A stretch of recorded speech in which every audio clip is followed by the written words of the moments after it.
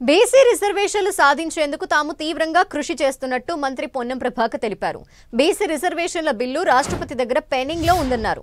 బిల్లుకు అసెంబ్లీలో మద్దతిచ్చిన బీజేపీ ఢిల్లీలో యూ-టర్న్ తీసుకుందని, అందుకే తాము రాష్ట్రపతిని కలవకుండా అడ్డుకుంటున్నారని ఆరోపించారు.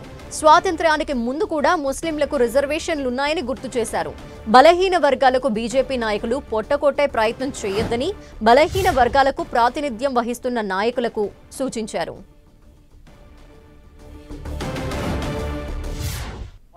కొరకు మా ప్రభుత్వం తరఫున అఫీషియల్ గా పార్టీ తరఫున పార్లమెంటు సభ్యుల తరఫున అందరి తరఫున ప్రయత్నం చేస్తా ఉన్నాం.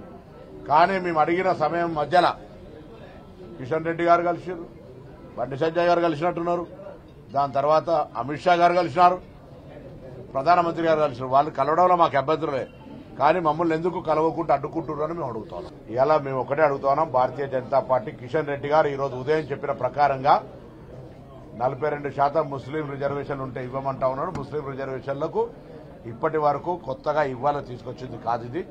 గుజరాత్ లో కూడా మీరు పొత్తున ఆంధ్రప్రదేశ్ లో కూడా ఉన్నారు.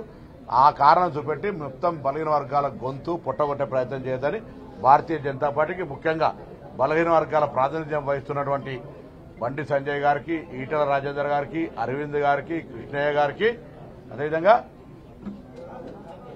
ఇంకో బీసీఎంపీ లక్ష్మణ్ గారికి విజ్ఞప్తి